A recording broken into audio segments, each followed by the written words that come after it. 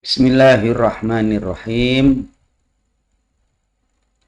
Allahumma salli ala Sayyidina Muhammad. Assalamualaikum warahmatullahi wabarakatuh. Bismillah, alhamdulillah.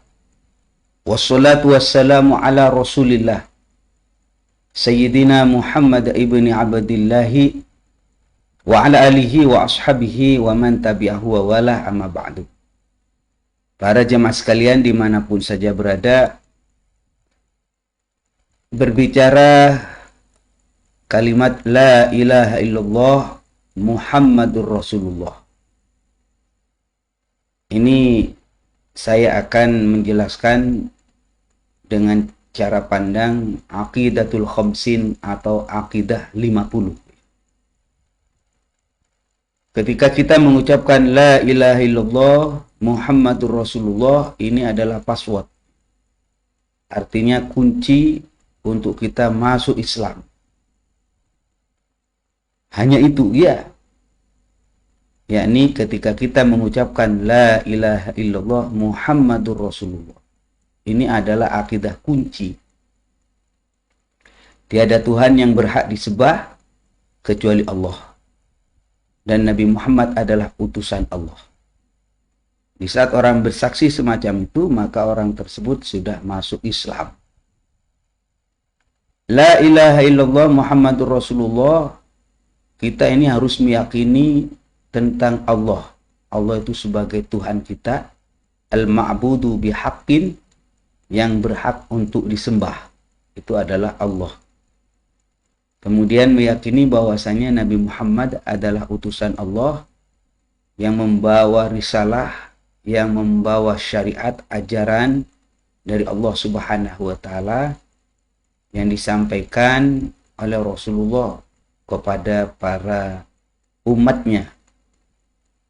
Para jemaah sekalian, maka kita harus mengenal Allah, kita harus mengenal Rasulullah, mulai dari Nabi Adam sampai terakhir Nabi Muhammad sallallahu alaihi wasallam.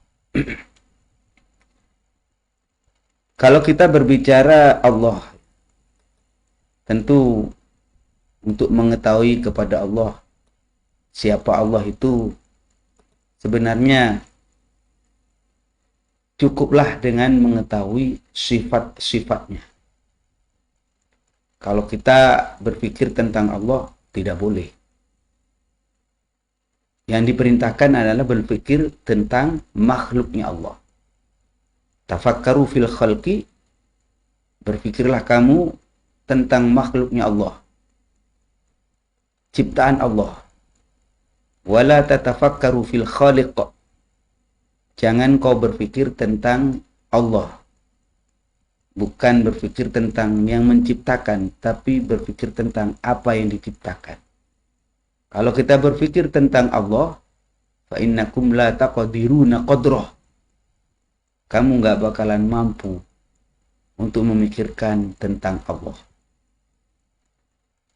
Terus bagaimana caranya kita mengetahui bahwa Allah itu adalah Tuhan kita? Ini banyak pendekatan. Misalnya kita tahu kepada Allah lewat Al-Quran, lewat Al-Hadis.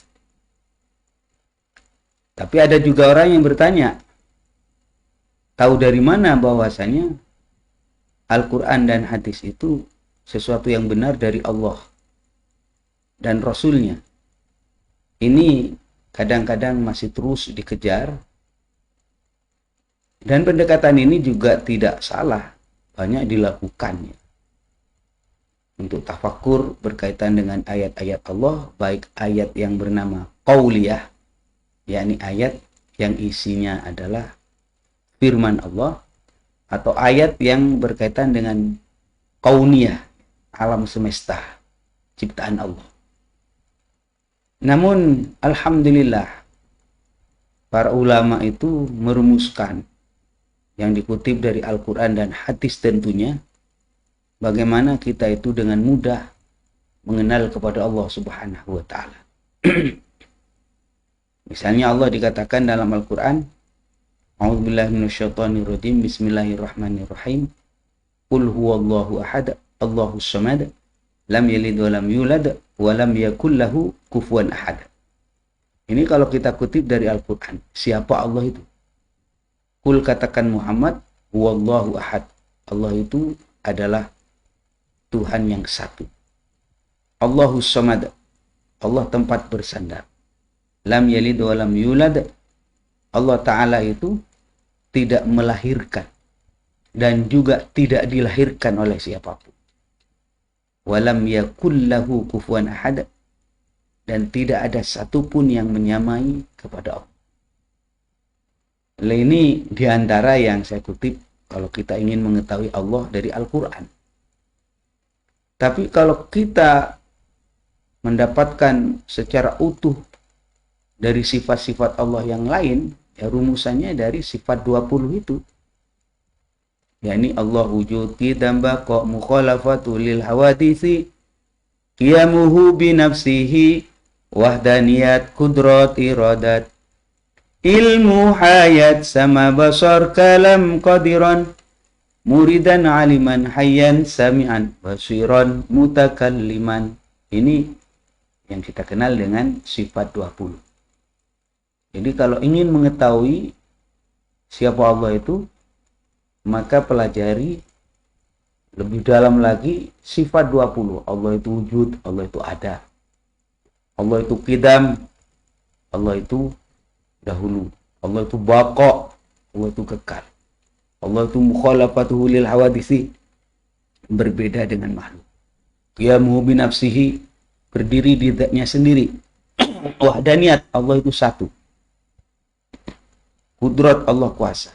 Iradat, Allah berkehendak. Allah itu ilmu, maha tahu. Hayat, Allah itu hidup. Allah itu mendengar, sama. Allah itu basar, Allah melihat. Allah Ta'ala itu berfirman. Jadi nanti 20 sifat ini akan ditanamkan ke dalam hati kita, pikiran dan hati kita. Kemudian itulah Allah Subhanahu wa Ta'ala. Mengapa dirumuskan semacam ini? Dan itu tentu berangkat daripada dalil-dalil Al-Quran dan Al-Hadis. Sehingga insya Allah kalau ada akidah yang menyimpang, yang datang dari luar atau terlintas di dalam hati kita, ini akan ditangkis oleh konsep ini. Sehingga akidah kita menjadi selamat tentang Allah Subhanahu wa Ta'ala. Lah, pertanyaan kadang-kadang muncul ya. Mengapa tidak melalui pendekatan Asmaul Husna? Yakni 99 sifat nama Allah itu. Wallahur Rahmanur Rahim, Al-Malikul Qudusus Salamul Mu'minul Muhaiminul Azizul Jabbar dan seterusnya yang sampai terakhir As-Sabur itu. Kan 99. Mengapa tadi untuk mengetahui kepada Allah dengan sifat 20? Maka para jemaah sekalian, ini tidak usah dipertentangkan ya. Sifat 20 ini kita sebut dengan sifatul af'al. Sifat yang berkaitan, mohon maaf, ada sifatul dzat, ada sifatul af'al. Ada sifat dzatnya Allah, ada sifat pekerjaan Allah. Nah, pekerjaan Allah itu apa? Ar-Rahman, Allah Maha Pengasih. Ar-Rahim, Allah Maha Penyayang. Al-Qudus, Allah Maha Suci. As-Salam, dan seterusnya. Itu adalah pekerjaan Allah. Tapi kalau zatnya Allah, itu ya tergambar dari konsep sifat 20 ini. Allah itu apa? Allah itu wujud, Allah itu qidam, Allah itu dahulu, Allah itu baqa, Allah itu kekal, dan seterusnya. Maka pertama kali saran saya, ketika kita mengucapkan la ilaha illallah, maka mantapkan ke dalam hati bahwa tiada Tuhan yang berhak kecuali Allah, yang berhak disembah kecuali Allah. Kemudian kita meyakini Allah itu adalah zat yang ada, dan seterusnya. Hafalkan dulu tentunya, sehingga nanti akan menjadi sebuah keyakinan atau i'tiqad yang refleks, yang sudah menyatu di dalam daging, tulang, dan darah kita, dan hati dan pikiran kita semua akan tergambar semacam itu para jemaah sekalian. Jadi kita harus memahami bahwa Allah itu mutasifun bi kulli kamal. Allah itu bersifatan dengan segala kesempurnaan itu Allah. Jadi semua kesempurnaan itu miliknya Allah. Maha sempurna. Dan harus kita sadari bahwa sifat-sifat Allah itu hakikatnya tidak terbatas. Kalau tadi disebut 20 atau ada Asmaul Husna 99, itu ternyata kalau kita telusuri lebih dalam lagi, sifat-sifat Allah itu tidak terbatas. Pokoknya segala kesempurnaan itu miliknya Allah. Ini keyakinan ulama Ahlus Sunnah wal Jamaah. Jadi tidak dibatasi sifat Allah cuma 20, enggak. Sebenarnya itu tidak terbatas. Pokoknya setiap kesempurnaan ya miliknya Allah. Setiap kesempurnaan yang dilambangkan oleh manusia itu ya miliknya Allah. Makanya ya kabir antal ladzi la yahtadil wasifuna liwasfi azmatik. Wahai Allah yang maha besar, engkaulah zat yang tidak ada yang mampu menyifati kebesaran engkau ya Allah, saking besarnya. Jadi lisan apapun, ungkapan apapun tidak akan mampu menyifati kebesaran Allah, saking besarnya. Makanya kita selalu berzikir semacam ini kan. Ya kabir antal ladzi la yahtadil wasifuna liwasfi azmatik. Ya kabir wahai Allah yang maha besar, antal ladzi engkaulah zat la yahtadil wasifuna, di mana tidak ada orang yang mampu untuk menyifati kebesaran kau. Orang yang menyifati kebesaran kau tidak ada yang mampu untuk menggambarkan kebesaranmu ya Allah. Kalau kita mengatakan Allah maha besar, kurang ya. Akhirnya kurang. Besar sekali, kurang. Allah maha agung, apalah ungkapan-ungkapan manusia. Tidak ada yang mampu menyifati kebesaran. Hakikatnya ya, kita hanya melambangkan dengan lisan dan kemampuan kita. Pokoknya Allah itu maha sempurna begitu. Dan tidak terbatas dengan sifat 20, tidak terbatas dengan Asmaul Husna. Cuma para jemaah sekalian yang harus dipahami, mengapa kemudian di dalam sebuah hadis misalnya, inna lillah, sesungguhnya Allah subhanahu wa ta'ala itu memiliki tis'atan wa tis'ina isman, 99. Itu apa? La yanfi ghairaha. Itu tidak menafikan selain daripada 99. Saya ulang ini, tidak menafikan selain 99 ini. Wa inna ma aradallah, wa inna ma arada, wa alam ya, anna man ahsa min asma'illahi ta'ala azza jalla tis'atan wa tis'ina isman dakhalal jannah. Jadi yang dimaksud bagi orang yang menghafalkan 99 nama ini, maka ada jaminan masuk surga. Itu saja. Dan ini pernyataan atau dauh daripada Sayyidina Rasulullah Muhammad SAW itu tidak berarti menafikan nama-nama Allah yang lain. Ya. Mengapa? Kalau kita perhatikan misalnya ada dalam hadis yang menyebutkan ini. Ada juga hadis yang menyebutkan berkaitan dengan misalnya, ya Allah, saya mohon kepadamu dengan namamu yang diajarkan kepada hamba-hambamu, kepada para nabi yang lain. Nah ini para jemaah sekalian. Artinya ternyata nama Allah itu juga tidak terbatas dengan 99, apalagi 20. Terus bagaimana posisi daripada sifat 20? Ini sebelum saya lanjutkan ya. Misalnya apa yang saya tegaskan tadi, ada sebuah hadis misalnya yang mengajarkan as'aluka bikulli ismin.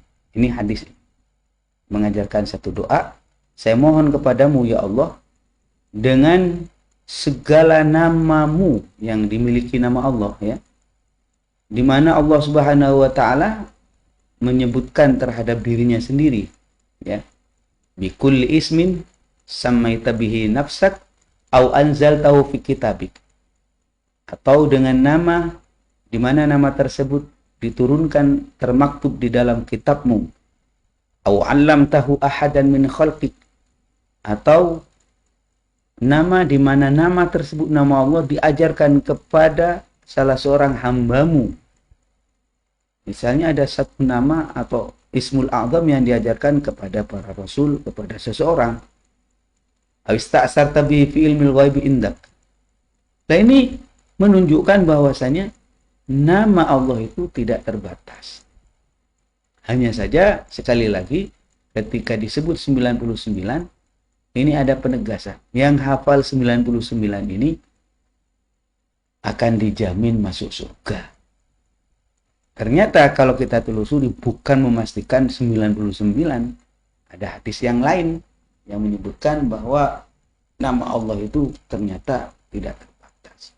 Ya buktinya tadi ada satu doa yang diajarkan oleh Rasulullah SAW yang isinya itu, ya Allah saya mohon kepadamu dengan namamu ya Allah, di mana nama tersebut engkau yang memberikan nama sendiri kepada dirimu, atau nama tersebut diturunkan di dalam kitabmu, termaktub di dalam kitabmu, atau nama tersebut engkau ajarkan kepada hambamu, atau nama tersebut engkau pilih untuk disamarkan.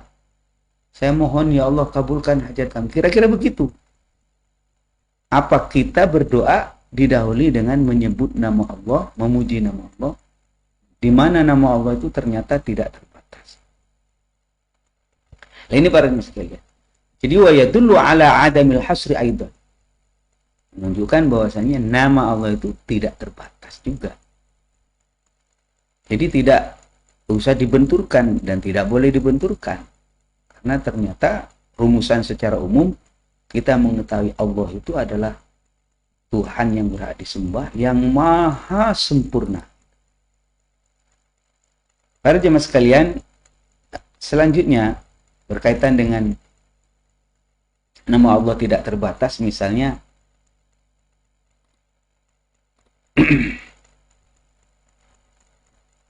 kembali kepada penjelasan awal saya bahwa ada sifatul dzat, ada sifatul af'al. Itu sifatul dzat artinya Allah Subhanahu wa taala itu mempunyai sifat yang berkaitan dengan dzatnya. Ada sifat yang berkaitan dengan af'al. Misalnya af'al Allah taala itu al-muhyi, al-mumit, al-mu'ti, al-mani, al-khaliq dan lain sebagainya. Ada sifatul dzat. Di antara sifatul dzat itu tergambar di dalam sifat 20. Allah itu wujud, qidam, baqa. Di mana sifatul dzat ini sebagai berfungsi sebagai syartul uluhiyah. Jadi syartul uluhiyah itu syarat menjadi Tuhan. Kira-kira siapa saja orang yang mengklaim atau kita mau sematkan orang tersebut menjadi Tuhan harus mempunyai 20 sifat ini, ya. Syarat ketuhanan ya, atau syarat menjadi Tuhan. Anda kalau ada keyakinan ini Tuhan, kira-kira memenuhi syarat enggak? Apa syaratnya? Allah itu wujud, qidam, baqa, mukhalafatul lilawatiksi dan seterusnya. Kalau tidak mempunyai syarat tersebut, ya sebaiknya mundurlah. Artinya dia tidak memenuhi syarat untuk jadi Tuhan. Matahari misalnya, apakah pantas jadi Tuhan? Tidak. Dia wujud, ya, qidam. Enggak kidam, enggak dahulu. Bako, enggak.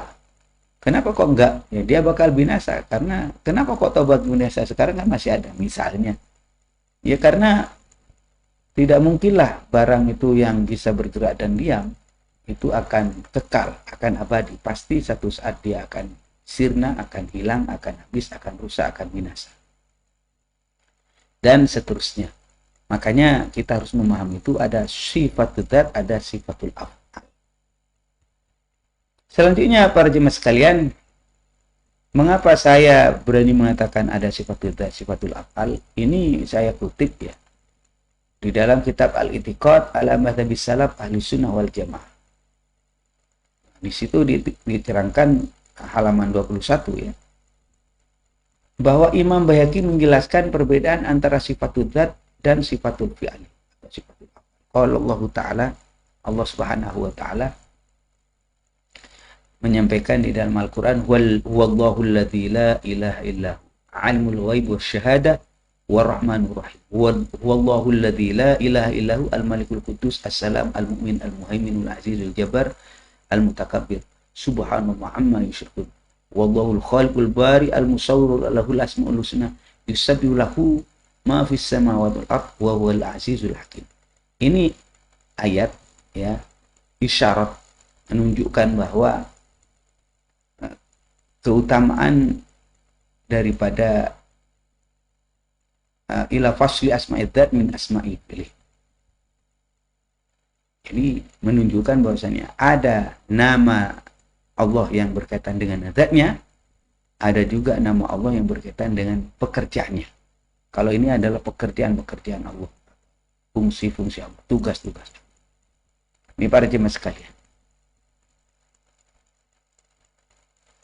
Jadi semua itu ada berapa? Ini Allahumma shalli ala sayyidina Muhammad. Yang dibagi menjadi dua tadi itu. Ada pekerjaan sifat yang berkaitan dengan zat, ada sifat yang berkaitan dengan af'al pekerjaan. Terus mengapa kita itu menjadi wajib mengetahui sifat 20? Maka saya tegaskan dari tempat ini, dari sekian banyak sifat-sifat yang ada, maka sifat 20 ini sudah dianggap cukup dalam menghantarkan seorang mukmin pada keyakinan yang sempurna berkaitan dengan Allah. Itu. Jadi ketika kita mengetahui sifat Allah yang 20, pengetahuan kita, keyakinan kita, i'tiqad kita tentang Allah ini akan selamat. Bahwa Allah itu memiliki segala kesempurnaan. Allah itu maha suci dari segala sifat kekurangan. Nazahun angkul nuksan ya. Dan sebagian besar sifat zat yang ada dari sekian-sekian kalimat yang terungkap, itu substansinya, esensinya, intinya itu tercover dalam sifat 20. Yang dimana sifat 20 itu ditetapkan melalui dalil Al-Quran, As-Sunnah, dan dalil akal atau rasional. Makanya ketika kita mulai dari awal mengajarkan kepada diri kita, anak-anak kita, lingkungan kita dengan sifat 20, itu insya Allah akidahnya selamat. Ketika kita mengucapkan la ilaha illallah Muhammadur Rasulullah, la ilaha illallah, maka ketika kita mengucapkan itu dengan akidah ini, sirnya itu, rahasianya, kita akan mendapatkan ketenangan, ajaran Islam yang sejuk, dan kita akan mendapat barokah dari kalimat itu dengan pemahaman yang sudah saya sampaikan. Ini Allah itu siapa? Allah itu wujud, qidam, dan seterusnya. Ini mengapa saya sampaikan ya, karena memang ada orang yang tidak memahami semacam ini. Ini konsep tauhidnya itu bukan konsep tauhid 20. Ya. Tauhidnya itu tauhid uluhiyah, rububiyah, asma wa sifat. Konsep tauhid Wahabi itu ya. Tapi kalau konsep tauhid Ahlus Sunnah wal Jamaah, mengetahui kepada Allah ya dengan konsep memahami Allah itu seperti ini, memahami Allah dengan sifat 20. Ini para jemaah sekalian, dan sekali lagi sifat 20 itu dianggap cukup dalam membentengi akidah seseorang dari setiap pemahaman yang keliru tentang zat Allah. Jadi kalau kira-kira ada dari dalam diri kita sebuah keyakinan, misalnya Allah itu barangkali seperti apa ya, terlintas Allah itu seperti suara, Allah itu seperti cahaya, dan bayangan-bayangan yang terlintas, baik itu dalam diri maupun dari luar, atau orang luar lah, katakan makhluk luar yang mengaku dirinya Tuhan, maka kita punya alat ukur. Alat ukurnya apa? Dengan sifat 20 ini. Begitu. Misalnya ada orang mengatakan Allah itu ada di langit misalnya. Itu terbantahkan. Oleh apa? Oleh konsep sifat 20 ini. Enggak nggak benar itu. Loh kenapa kok salah? Iya, Allah itu mukhalafatul lil hawadisi. Allah itu berbeda dengan makhluk. Berbeda dengan makhluk lah. Kalau Allah itu ada di langit, ya berarti sama dengan makhluk. Loh kok begitu? Iya. Samanya itu dalam di sisi membutuhkan tempat. Padahal Allah itu tidak sama dengan makhluk dalam aspek apapun. Dalam sisi manapun nggak sama. Misalnya digambarkan Allah itu punya anak. Loh nggak benar lah. Kenapa? Allah Ta'ala itu yang mukhalafatul lil hawadisi. Allah itu berbeda dengan makhluk. Allah itu satu. Wahdaniyat. Dan seterusnya. Kalau Allah mengatakan, kalau Allah dikatakan Allah itu tidak punya kekuasaan, tidak punya kemampuan. Menggambarkan semacam itu di dalam hati kita, terlintas misalnya. Nggak benar itu. Allah itu maha kuasa. Kudrat. Dan seterusnya. Dari sekian sifat 20 itu mohon langkah awal kita adalah hafalkan dulu. Dengan maknanya tentu. Awal-awal anak-anak kita diajarkanlah. Allahu mawjudun qadimun baqi mukhalifun lil khalqi bil itlaqi wa qaimun wa wahidun wa qadir muridun alimun bi kulli syai sami'unil basiru wal mutakallimu lahu sifatun sab'atun tantadhimu wa qudratun iradatun sam'un basar hayatun ilmu kalamun istamar wa jaizun bi fadlihi wa adlihi tarkul li kulli mumkinin kafilihi arsala anbiya dawi fatana bisidqi wa tablighi wal amana wa jaizun fi aqim min aradi bi ghairi naqsin ka khafi fil maradi ismatuhum kasairil malaika wajibatun wa fadlul malaika wal mustahilu diddu kulli wajibin fakhfat li khamsina bi hukmin wajib. Jagalah akidah khamsin dengan hukum wajib. Akidah khamsin itu akidah 50. Yang wajib bagi Allah 20. Yang mustahil bagi Allah 20. Yang jaiz 1. Berapa sudah? 41. Yang wajib bagi para rasul 4 staf. Siddiq, tablik, amanah, fatonah. Yang mustahil bagi para rasul 4. Yang jaiz bagi para rasul 1. 1 tambah 4 tambah 4 tambah 1 tambah 20 tambah 20. Total jenderal keseluruhan adalah 50. Ini tanamkan ke dalam hati kita tentang ini. Ajarkan kepada diri kita, kepada anak kita, lingkungan kita, murid-murid kita. Sehingga ketika kita mengucapkan kalimat la ilaha illallah, mengenal siapa Allah. Muhammadur Rasulullah, mengenal siapa Nabi Muhammad, termasuk nabi-nabi yang lain. Nah, ini para jemaah sekalian. Mudah-mudahan ada guna dan manfaatnya ya. Dan ini sengaja saya angkat untuk memantapkan ketika kita mengucapkan kalimat la ilaha illallah Muhammadur Rasulullah, kita menjadi muslim, mukmin yang benar sesuai dengan ajaran akidah yang diajarkan oleh Rasulullah melalui para sahabat, melalui para ulama-ulama yang terpercaya. Mudah-mudahan ada guna dan manfaatnya. Wallahu a'lam bishawab. Hadanallahu wa iyyakum ajmain. Assalamualaikum warahmatullahi wabarakatuh.